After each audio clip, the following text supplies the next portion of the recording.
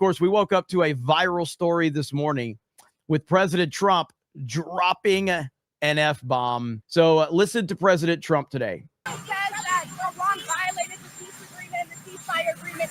Do you believe that Iran is still committed to peace?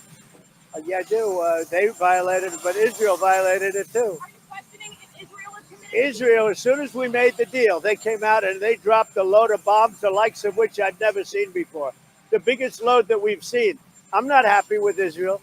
You know, when I say, okay, now you have 12 hours, you don't go out in the first hour and just drop everything you have on them. So I'm not happy. It's as loud as I can make it. It's as loud as I can make it. I'm sorry. With them. I'm not happy with Iran either. But I'm really unhappy if Israel's going out this morning because the one rocket that didn't land, that was shot, perhaps by mistake, that didn't land. I'm not happy about that. You know what? We basically have two countries that have been fighting so long and so hard that they don't know what the fuck they're doing. Do you understand that? Ooh, he's a puppet for Israel, everyone.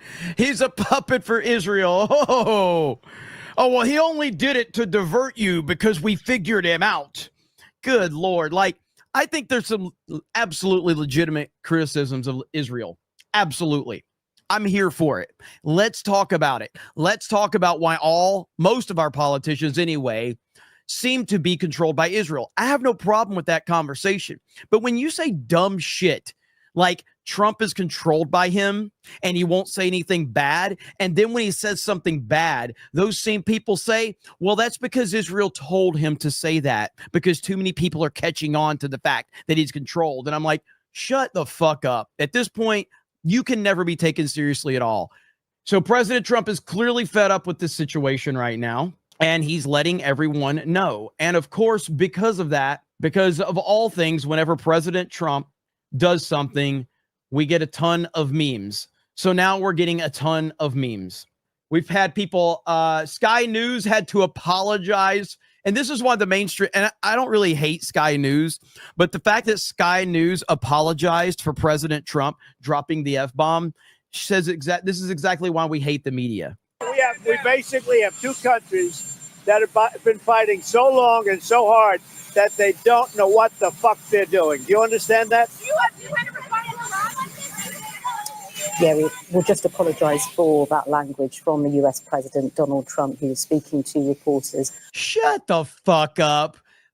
No, you don't. Don't ever apologize. Good Lord, man. It's like, this is why people hate the media. Oh, we apologize. We apologize. President Trump also had some things to say about CNN. I have not even heard this yet. I just bookmarked it, so here it goes. I think it's been completely demolished. I think the reason we're here is because those pilots, those B-2 pilots, did an unbelievable job. And, you know, the fake news, like CNN in particular, they're trying to say, well, I agree that it was destroyed, but maybe not that destroyed. You know what they're doing? They're really hurting great pilots that put their lives in the line. CNN is scum, and so is MSDNC. They're all, and frankly, the networks aren't much better. It's all fake news, but they should not have done that. Those pilots hit their targets. Those targets were obliterated, and the pilots should be given credit. They're not after the pilots, they're after me. They want to try and demean. Iran will never rebuild its nuclear. From there, absolutely not. That place is under rock. That place is demolished. The B-2 pilots did their job. They did it better than anybody could even imagine. They hit late in the evening. It was dark with no moon, and they hit that target with every one of those things, and that place is gone. But when I see CNN all night long, they're trying to say, well, maybe it wasn't really as demolished as we thought. It was demolished. You take a look at the pinpricks, and you see that place is gone. And I will say, I think CNN ought to apologize to the pilots of the B-2s. I think that MSDNC ought to apologize. I think these guys really, these networks and these cable networks are real losers. You really are. You're real losers.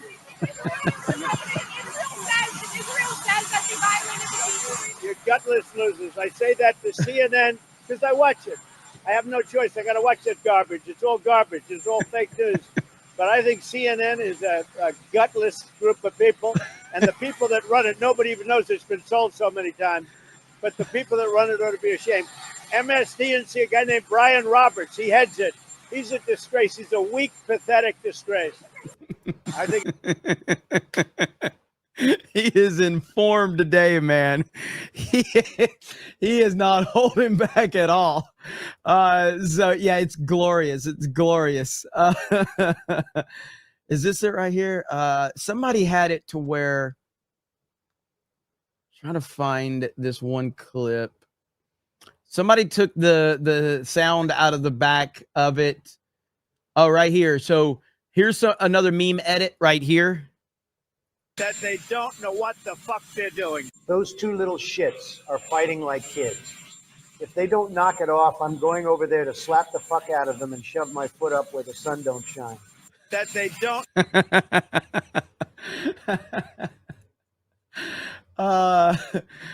Trump and memes, man. It's a beautiful thing.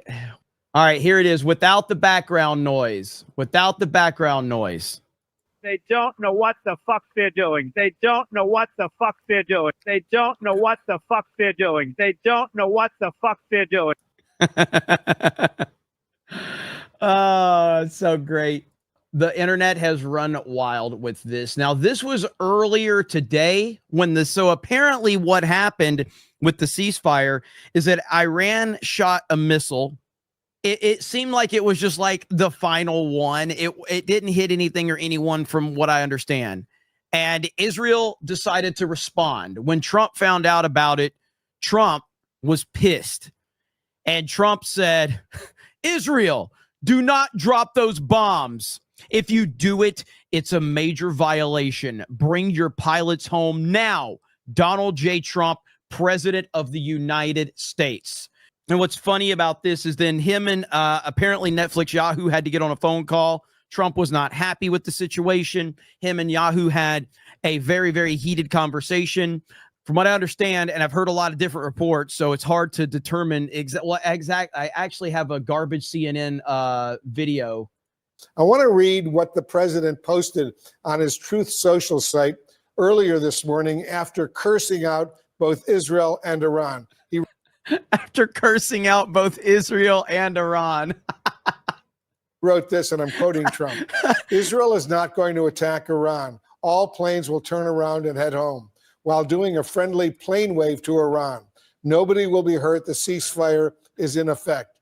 Barack, what did you learn about that conversation between Trump and Netanyahu that led to that post? Who? Wait, what did Wolf Blitzer call him?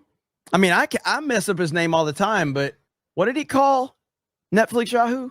Barack, what did you learn about that conversation between Trump and Netanyahu that led to that post?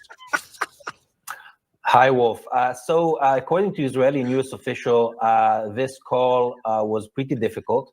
One U.S. official told me Trump was very direct and firm with what he told Netanyahu. He basically told Netanyahu abort mission. And Netanyahu, according to Israeli officials, told the president, look, I can't abort mission. The Iranians violated the ceasefire. They fired the missile. I have to do something. So at the end, Netanyahu told Trump that he's going to scale back this attack. And from a list of 12 targets, many of them in the center of Tehran, at the end, the IDF struck one target, one radar outside of Tehran, which I think it's a pretty unprecedented thing that, you know, the president of the United States goes out in public calling on Israel to abort mission, and Israel doesn't. I think it's quite extraordinary. And if there's one thing that showed us how angry Donald Trump was, is that he used this morning on camera the F word in the context of the Israel-Iran war. And we remember, when is the last time Donald Trump used the F word about Benjamin Netanyahu? So I think it shows how angry and frustrated he was.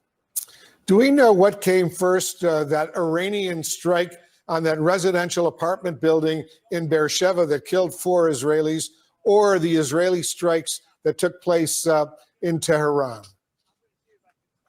So as far as I understand, according to the sequence of things, the Israeli strikes in Tehran happened before, and the Iranian missile strikes happened afterwards. But according to the timeline that President Trump himself laid out, both were still before the ceasefire came into effect. I think what created the problem was that the Iranians fired the missile one time 6 minutes into the ceasefire. Let's say, that's borderline. But the second time they fired a missile 3 hours into the ceasefire. And while the missile was intercepted, didn't hit anything, it was still, something that Israel saw as a violation and threatened to strike in retaliation in the center of Tehran. In a statement after the phone call with the president, Prime Minister Netanyahu's office said this, and I'm quoting, "In the conversation, President Trump expressed his great appreciation for Israel, which achieved all of its objectives for the war, as well as his confidence in the stability." That sounds like some Israeli spin right there. So that's just right there. We're not going to continue to listen to this garbage Barack from Axios and CNN, but to get the gist of the conversation between Netflix Yahoo and President Trump. So President Trump, not happy at all